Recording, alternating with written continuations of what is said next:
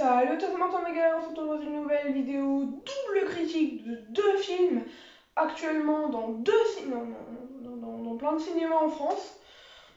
Deux films, un que je vais vous conseiller, un que j'ai un peu vous conseiller. Commençons sans plus attendre, déjà en vous présentant les deux films dont nous parlons. Premièrement, Evil Dead Rise de Lee Cronin. En gros, nouveau film de la saga Evil Dead, le cinquième, sachant qu'il y a une série de 3 saisons que je n'ai pas vue. Moi, tout ce que j'ai pas vu dans la saga Evil Dead, en gros, c'est 3 saisons et le film de 2013.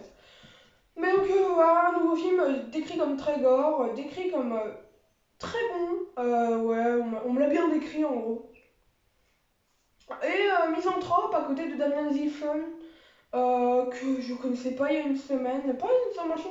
Le film j'en ai entendu parler il y a 10 jours donc c'est pas mieux, mais le réalisateur j'en ai entendu parler il y a une semaine, en gros je m'intéressais pas trop au film avant.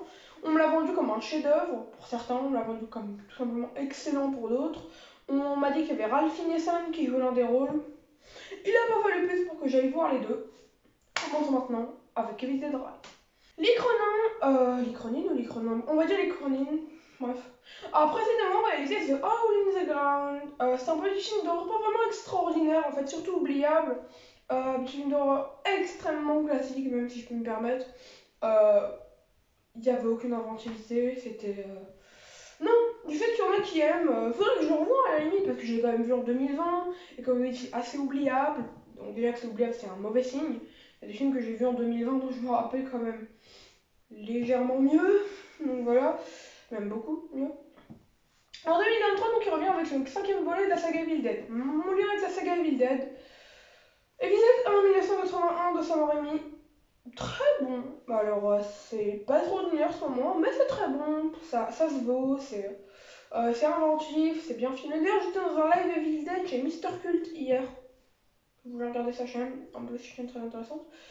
Ensuite, j'ai bien entendu vu Evil Dead 2. C'est compliqué de vous en parler parce que je sais que beaucoup de monde aime et que je vais me faire lyncher. Voilà. Mais en gros, je trouve que ça pas fou Evil Dead 2. C'est sympa, hein, mais ça a le cul entre deux chaises. Evil Dead 3, c'est le pur décalage. Evil Dead 1, c'est le pur sérieux. Evil Dead 2, en fait, je pense qu'il est sorti au mauvais moment. Encore, Evil Dead 3 aurait été Evil Dead 2, je sais pas si vous voyez ce que je veux dire. Et puis le côté faire un remake de son propre film, ça peut marcher. Ça peut marcher, j'ai pas d'exemple, mais je suis sûre que ça peut marcher. Mais là, faire un remake de son propre film, mais à la sauce complètement. Non, je suis pas fan. Il aurait pu avoir clairement mieux comme remake.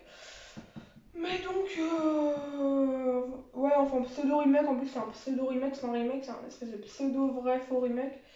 Evil Dead 3, j'aime beaucoup, très parodique, vraiment, ça s'inscrit en quelque chose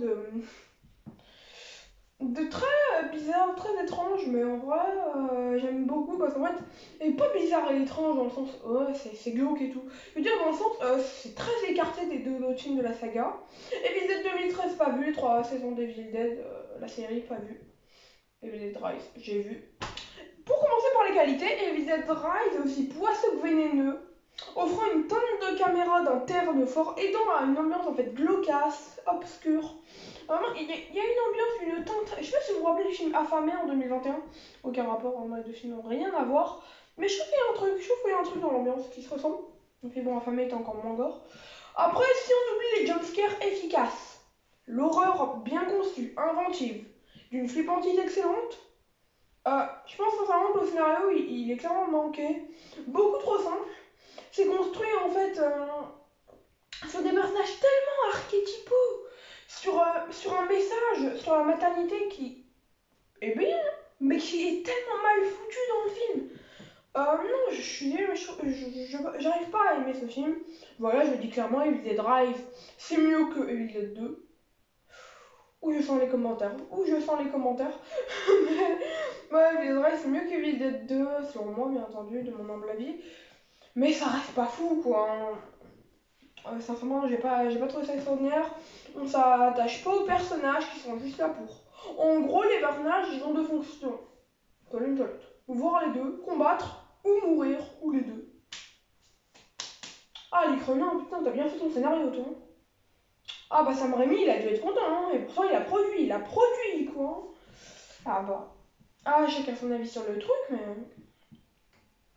C'est une bouse, Evil Dead Rise. C'est sympa, hein. Moi, je suis une personne d'assez bon public. Bon, on dirait pas quand je critique le film. Mais en gros, je lui donne un 3 étoiles, quoi. Je lui donne 3 étoiles au film. Sur 5. Niveau casting, la performance d'Alicia Sutherland, c'est celle qui joue la mère possédée, a été saluée, mais je la trouve pas transcendante. Elle joue bien, très bien même, comme tout le casting en fait. Je sais pas. Non, non, en fait, le film, vraiment, je regarde beaucoup mon texte. Mais non, en fait, je l'ai vu au cinéma. Heureusement, le film est interdit au moins de 16 ans au cinéma. Du coup, ça a attiré pas beaucoup de foule. Il y avait surtout des adultes. Il y avait un public respectueux de la salle. Je m'attendais à voir le pire de Scream 6, Halloween. Scream 6, finalement, la salle, elle était plutôt calme, même si pas tout le temps folle. Mais c'était Halloween Ends qui est la pire séance que j'ai faite de ma vie, alors que j'aime beaucoup Halloween Ends. Ah, voilà, du coup, comme je l'ai dit tout à l'heure, ça reste meilleur qu'Evil Dead 2. 12/20 dans la note que j'attribue à Evil Dead Rise de l'Ichronie. Passons désormais à la seconde critique, avec Misanthrope de Damien Ziefron. Les plans ont une grande maestria dans Misanthrope, faisant des plans qui font que le spectateur se sent petit, ou avançant tous. En fait, vraiment, je trouve ça très fort joué à des plans immenses, genre notamment sur un bâtiment au bout d'un moment, ou un plan tout simple. Moi, je pense que j'ai noté pas mal de plans du début du film, où en gros, t'as une caméra qui se colle à une voiture qui avance. Juste ça, c'est très fort. Il y a des plans, en fait, tu t'attends à quelque chose, mais tu l'as pas. En fait, c'est un film très inattendu, Misanthrope.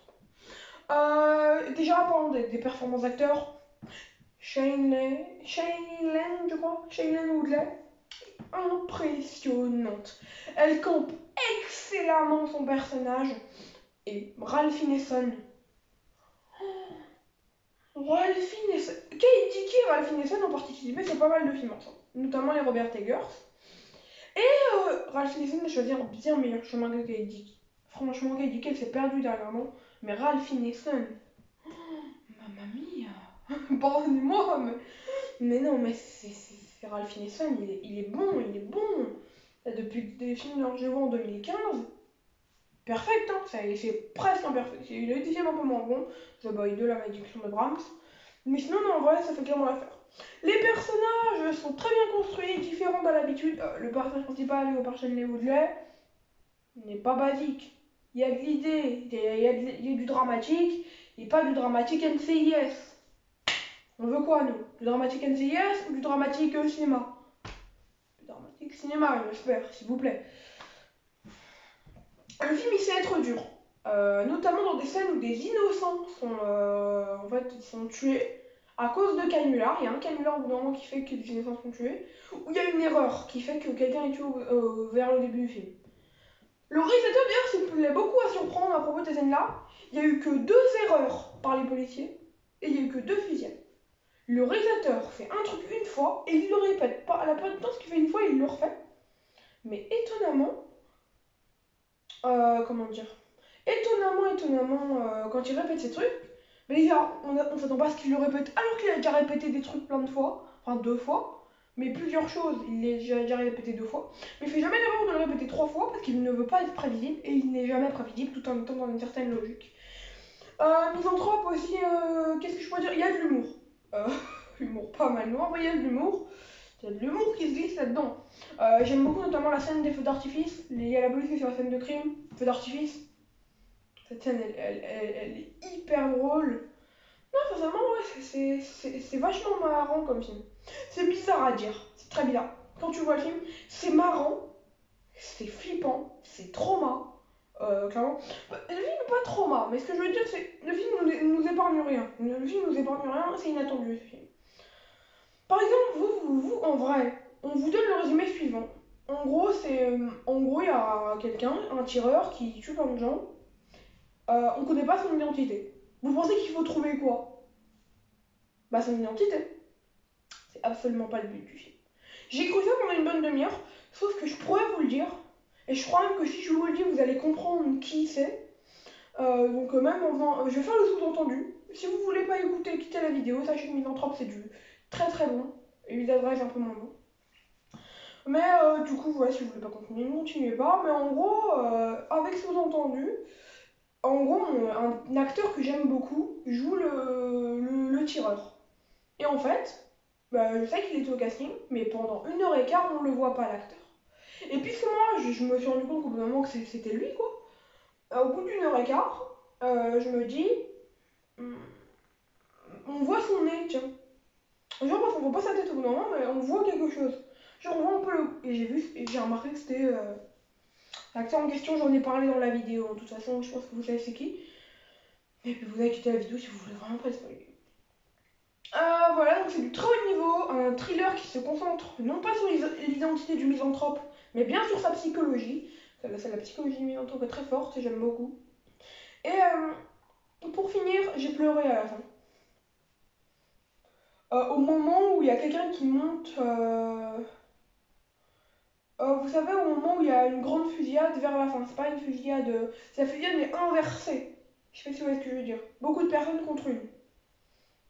De toute façon, j'ai dit que vous pouvez quitter la vidéo si vous voulez pas trop de spoiler. Donc, voilà. Mais du coup, je vous le conseille vraiment, Misanthrope. C'est très haut niveau. 14.15 sur 20. Allons-y, 14.15 sur 20. Et on finit cette vidéo tout de suite. Entre ces deux films, je vous conseille Misanthrope. Actuellement disponible dans plus de 300 salles en France et aussi, je lui ai dit que j'allais vous conseiller deux films enfin. Boys of Red Dariaster, allez le voir, j'ai fait une vidéo dessus, mais ça on s'en fout de ma vidéo, on s'en fout. C'est le film le plus important, le film. Allez voir le film, quittez cette vidéo, prenez votre place, attendez 3 heures si la séance elle a déjà commencé à 20 minutes et que vous pouvez pas y accéder, vous attendez 3 heures la séance d'après. Vous vous débrouillez, s'il est nul, vous vous débrouillez, vous allez à une séance. Hein. Clairement, ce film est immanquable. Et je vous conseille un deuxième film disponible sur Shadows, pour ceux qui ne peuvent pas trop aller au cinéma. Shadows c'est 5 € par mois, c'est trop bien comme plateforme. Something in the Dirt de Justin Benson et Aaron Moorhead. En fait, c'est un très bon film, une immense réflexion. Ça parle des croyances, de ce qu'on croit en fait, de la manière dont on croit à certaines choses. Ça parle de la réalité, de ce qu'on s'invente. C'est très verbeux comme film, ce qui fait que ça peut déranger beaucoup parce que c'est pas beaucoup d'action. C'est super intéressant la réflexion qu'apporte le film. Something in the Dirt d'Aaron Moorhead et Justin Benson. Je sais pas, c'est pas loin de Misanthrope. Something in the Dirt, je veux dire dans mon classement de l'année actuellement. C'est pas du tout les mêmes films. Bah voilà, j'espère que cette vidéo vous aura plu. Misanthrope, je vous le conseille. Something in the Dirt, je vous le conseille. Boys of Red, je vous le conseille. Evil Dead Rise, allez le voir pour la culture, quoi, comme on dit. Mais je vous le conseille pas. Ciao, c'était Martin Mega. Prenez soin de vous, moi je pense en moi. On se retrouve dans une vidéo prochainement. Ciao.